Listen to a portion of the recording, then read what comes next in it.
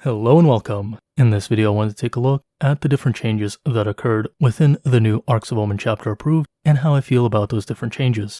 This will probably end up being split up into a couple different videos and we'll essentially look at different factions one by one until we've covered the 5 different factions that I normally cover on this channel. To begin with, we're going to start with the Adeptus Mechanicus faction, and with that being said, let's dive right into the changes. We're going to start off with the HQ changes, and the first one we're going to look at is Belisarius' Call. Belisarius' Call has gone down by 20 points, going from 180 to 160, and he does actually seem pretty decent now. The biggest change to Call, though, is not that he's gone down by 20 points, but rather that Cataphrons have the core keyword now, so all of a sudden he gives something like a unit of destroyers armed with plasma culverins the ability to give them the ability to have full rerolls, whereas before he couldn't do anything of that nature. In addition to that, don't forget he has the basic aura, which allows some partial rerolls, and he can also manipulate the canticles. Is he particularly a great model now? Well, I wouldn't say he's a particularly amazing unit yet, but I do think he has a lot more place in the game, considering now that the Cataphrons can benefit very heavily from him, and the Cataphrons, because of that core keyword, have become incredibly good now, as their only real downside was that they didn't have any access to rerolls and had to basically make do with what they had already. Moving on from Call, we come to the other HQ choices for the Adeptus Mechanicus. The Marshal, Dominus, Engine Seer, and the Techno-Archaeologist all saw a reduction of 5 points, whereas the Manipulus saw a reduction of 10 points. In addition to that, all of their war gear is now free. I do think it's a little strange that the Manipulus, who was one of the better HQ choices, saw the biggest points cut in comparison to the others, as for the most part the Manipulus and the Marshal were the ones seeing the most play, with the Dominus being a bit of a stand-in and some of the other ones were just seeing play as ways to take holy orders within a Skitarii veteran cohort, though sometimes you would see something like a Techno-Archaeologist pop up within a list. In any case, a decent enough change, and I really do like that they're making the war gear free, as usually the war gear doesn't really matter that much, but it's always nice to kind of upgrade some of it and play around with it in different configurations, so having the optionality to do things like that is definitely very good. And don't forget the Dominus has seen a bit of a buff in the sense that he can now affect Cataphrons, so that's also a big deal as well, considering that the Cataphron accuracy was pretty much their biggest downside.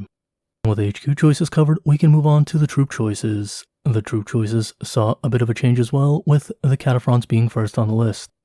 The Breachers stayed the same amount of points, but the Destroyers did see a bit of a drop, as now the Cognis Flamers are a free upgrade and don't cost you any points, which does increase their durability and their ability to fend off charges, being a lot better now considering those Flamers are no longer attacks. In addition to that, their plasma weapons are now only 5 points, making it a lot cheaper to take a unit, and combine them with something like Belisarius' Call, as they now have the core keyword, and all of a sudden they're a force to be reckoned with, considering they can be a lot more accurate, and they have a little bit more protection against overheating. In addition to that, there's one other change, which is a little more minor, and that's that the bionics have been increased to a 5+ invulnerable save instead of a 6+ invulnerable save, again adding to their durability and making them all the better.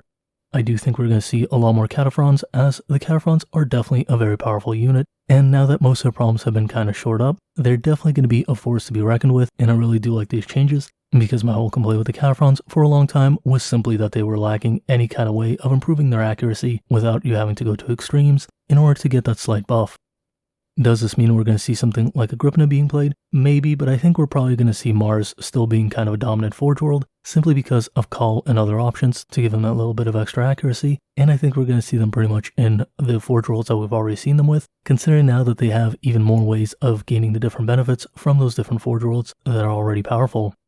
I do think Lucius is another big favorite for the Cataphron units, and really there's just a whole lot of things you can do with them. So I would definitely say the Cataphrons are a big winner within this chapter approved. As for the Skitarii didn't see as many changes, but they still saw plenty of good changes. All of their war gear has now been dropped by 5 points, so it's way easier to take filler gear, and don't forget that now all of the war gear on the alpha is pretty much free. This means that all of your alphas should now be taking a special melee weapon, as it does not replace the galvanic rifle or the carbine, so the benefits of having a melee weapon is completely free and has absolutely no downside. You may consider taking a pistol, considering they're free now as well, but that does replace your primary weapon, which you don't always want to do. And in addition to that, the bionics have gone up to a 5+ invulnerable save, making the Skitarii a lot more durable without having to force you within the Skitarii veteran cohort. Overall, the Skitarii did gain a decent amount of benefits, and I think they're going to be perfectly fine where they are. I will say it's still a little bit of a bummer that you can't take double weapons within a squad of 5 like you used to be within 8th edition, so you can't really take full advantage of the reduced points cost on those special weapons, and you're still probably not going to really want them in the majority of cases, except for minor filler when you kind of have those extra points and you don't mind replacing one of your basic weapons. but considering that the benefit of this Kitari is generally going to be that you have those very powerful stratagems to essentially go with your basic weapons, and something like the Manipulus exists, I don't think that you're necessarily going to be feeling that much of a difference from the changes to the points cost of special weapons. In any case, it's a nice little perk, but I don't think it's anything that's going to be super important. Rather, the better bionic save is where you're pretty much going to feel the most change, but it's definitely nice to have cheaper omnispexes and cheaper data tethers, in addition to just a free melee weapon on the alpha. Anyway, nice change, but not that big of a deal in comparison to some of the other options. And with that being said, I did forget to address something very important that's kind of a general change to the rules and isn't necessarily a specific Skitarii change. That being that the Armor of Contempt rule has been removed, so it no longer applies to any models within other factions, and that's definitely a rather big buff to the Adeptus Mechanicus overall, considering that the Adeptus Mechanicus generally have rather low armor penetration on a lot of their weapons. For example, the Galvanic Rifles only have an armor penetration of 1 normally, so all of a sudden that comes back into play, and while not every army benefited from Armor of Contempt, half the armies within a tournament would definitely benefit from them, so all of a sudden you're no longer as weak against half the armies in the field, making yourself have a lot better of a chance of taking down enemy units, as opposed to having to kind of struggle due to the Armor of Contempt rules and pretty good armor saves on most enemy units. In addition to low armor penetration that the different Admech forces have overall, which really did hurt them, and it's nice to see that Armor of Contempt is kind of going away, though I do think it's going to hurt some of the armies that really need it and some of the models that need it within other factions, so it would have been nice if they had a bit of a better way of addressing some of those issues. Maybe the points costs on those other models have gone better, and we'll have to see when we do cover those different units. Anyway, let's move on to elite choice for the Adeptus Mechanicus. The elite choice for the Adeptus Mechanicus saw a lot of cuts in the points as well. The first two changes we're going to look at are the Sicarian Infiltrators and the Ruststalkers, both of which went down by 2 points each. The Infiltrators going from 19 points to 17, and the Ruststalkers going from 18 to 16, and I don't really understand why they reduced the points cost on the Ruststalkers, as they were already in a rather good place, and they really didn't need the benefits of having cheaper models. I will say I'm not going to really complain about it, and it does add up over time, as pretty much all of the models within the faction saw a reduction in points, and that's really going to change how much extra stuff you can bring. As for the Infiltrators, I do think it's a really good change because they were a little bit expensive, but in addition to that, I do think it's a big deal that Armor of Contempt is gone, because all of a sudden their Taser Goads, which were one of those low armor penetration weapons, becomes a lot better and gives them a lot more of a unique place in the game, where they can be a lot more effective with their different rules, and they can finally start being a real contender to those Ruststalkers again.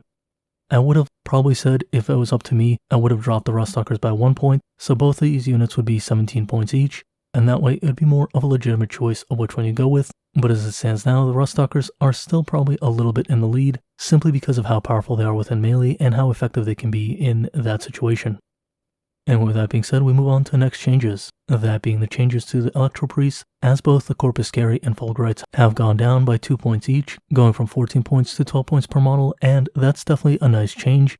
Though I will say that the cheaper these models get, the more expensive they become in terms of dollars, because you do have to remember that with any of these models you only get 5 of these within a box, and it becomes kind of cumbersome to kind of build full units of them, as it becomes really expensive really quickly. So I would have rather seen them become better in other ways, without necessarily points cost across the board. In any case, I still think the Electro-Priests are not in the best place, but now at least you have more incentive to take a unit of them here or there, just because of how cheap they are. And due to the changes within how detachments work, there are more ways of utilizing these as your troop choice essentially, as opposed to having to take troops in addition to these, and that's kind of a nice change. I will say the big thing to also keep in mind is, once again, with the disappearance of Armor of Contempt, the Corpus Carry do definitely get a lot better, and do get a lot more interesting. Considering how low in points these guys are now, I do think there's a lot more room for them to see play, but I do think you also have the issue that, because of the low starting command points, it's a lot harder to put them in strategic reserves, where you want to kind of drop them onto a table. One other thing I'll say is the transport did go down in price, so the Fulgurites do become a little nicer once again, but do I think it's going to make these units playable? It's hard to say, especially with how attractive some other units have become within the Adeptus Mechanicus, but I think you might see them pop up a little more on the table. However, I don't think they're necessarily going to be a power unit like they were within the 8th edition, and I think you're still going to kind of not see them that very commonly, but I could be wrong because 12 points is very cheap. Anyway, there's one other change within the elite section, and that is that the Cybernetica Datasmith went down by 5 points, going from 40 points to 35 points. And this is definitely a great change because anytime you can get away with paying less taxes, it's always a good thing. And for the most part, the Cybernetic Adeptus was a tax for taking castle and robots, so now you get to keep a little bit more of your money. And when we come to castle and robots, we'll see that they've actually gone significantly better, and you're probably going to be seeing them a lot more often. So once again, good change, and makes it feel a lot less worse for having to take a Datasmith.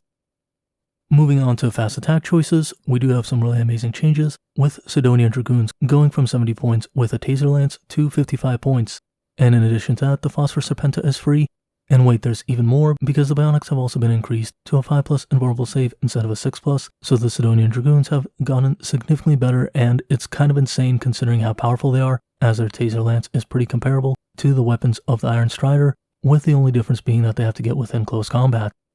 So all of a sudden, at 55 points a model, it does get out of hand very quickly, and I do think it's kind of amazing how much of a points reduction they've seen, and considering that we did see some of them see play not too long ago and do rather well within a tournament, I definitely think you're going to be seeing a ton of Dragoons, and they're probably one of the biggest winners alongside those Cataphrons within the changes for this chapter-approved edition. The Iron Striders also get that improved invulnerable save, but they're still going to be the same points cost, and they're still pretty much going to see the same play that they've seen before. However, that being said, once again, this is going to be absolutely devastating for your wallet if you really want to field large units of Dragoons, considering they're not the cheapest model in terms of cash. In any case, I think that's really amazing, and I really do look forward to seeing some of those Dragoons being fielded on the table and causing absolute havoc to your opponents. Anyway, let's continue on with the different fast attack choices. The Raiders saw a minor points decrease of 5 points on their data tether, which is always nice, and they're probably going to continue seeing play as they have normally. The Sulphur Hound saw a bit of a decrease as well, going from 20 points to 18 points, which is a reduction of 2 points per model. Definitely a good change, and one that's nice to see, as the Sulphur Hounds were pretty good already, and now there's just even more reason to take them, so that's definitely a good change. I will say it's a little odd as it wasn't highlighted within the PDF that I had, but looking at the old and new points cost, it was clear that they did see that reduction, so unless I'm missing something, it's clear that they did see a bit of a points reduction, and a good change overall. The Skystalkers are the final unit that saw any kind of change within the new points, going down 1 point per model, now costing 16 points per Skystalker. I still don't see any world where I take these over sterilizers, and I have a really hard time figuring out at what points cost I would take them, especially in how competitive the fast attack slot is. Maybe there's a situation where I want a unit of these if they're incredibly cheap, say 10 points per model, as just a general filler unit or an objective carrying unit, and then maybe it's a consideration I would do. But at the same time, I think it's always going to be easier to find other ways of getting units to take objectives, considering how cheap a lot of the other units are now within the Adeptus Mechanicus forces. So I really have a hard time of figuring out where Skystalkers come into play, and why you wouldn't just always default to sterilizers, who have a much bigger part in the game when they are good within a game. Anyway, that wraps up the fast attack changes, and we can move on to heavy support changes. And I'll say that the heavy support slot saw a massive amount of changes, and is probably the unit type that saw the biggest benefits overall. With that being said, the first change that happened was the Casson robots are now 85 points each instead of 95 points each. In addition to that, the Casson Phosphor Blaster is now free instead of being 5 points. These guys are absolutely nuts now, and don't forget you also got that 5-point reduction on the Cybernetic Adeptus, and with the disappearance of Armor of Contempt, their shooting weapons are a lot more impressive as well. All in all, I'll definitely say that the Casson robots, the Dragoons, and the Cataphrons are the biggest winners in my opinion, and I definitely think it's going to be very hard to justify not including a unit of Cassons within a list nowadays, considering just how cheap they are and how much they can do within a game. In any case, do expect to see a lot more Cassons and Dragoons and Cataphrons on the tabletop when you see an Adeptus Mechanicus force.